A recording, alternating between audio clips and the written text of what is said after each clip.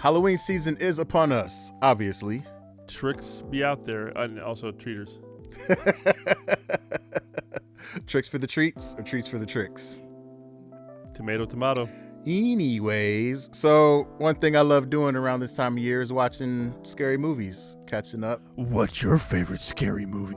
That is a good question. I think it's got to be Nightmare on Elm Street, the first one, the original Freddy. Yeah, I concur. I like that. I mean, I appreciate all the Nightmare on Elm Streets, but they got campier and campier the further on they got, because Freddy became more of a comedian. Like, he was always funny, but yeah, it was like, let's keep writing these quips. Yeah. So yeah, but not a favorite scary movie, but I think a movie that definitely changed or at least shifted the genre of what horror movies were.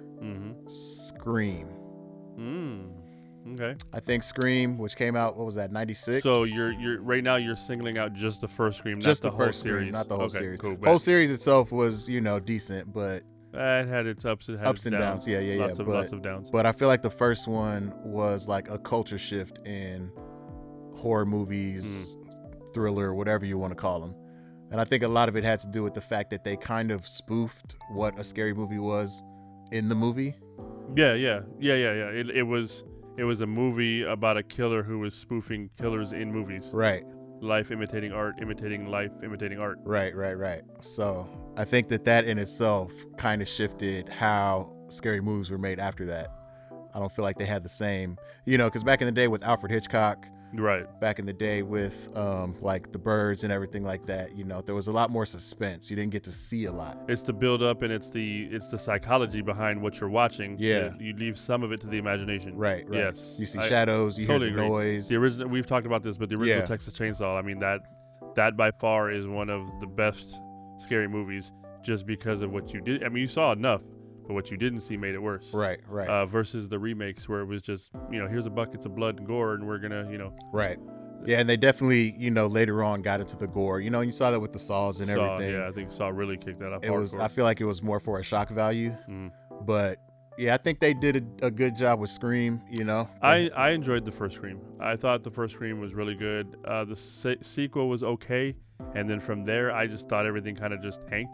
But I know later on in the series when they kind of jumped back in, it was okay again. I mean, it was good. Yeah, they kind of brought it back down. That first one was, and we talked about they did the same thing with Saw, because Saw, the first one was fantastic. The rest were like whatever. Yeah. But that one that they redid with Chris Rock, I thought the way it all tied together and it was real suspenseful. I thought they did a good job with that one as well. But back to Scream, like you said, I agree with you. I think it did kind of switch how the genre was looked at, and I think we have a perfect example of that.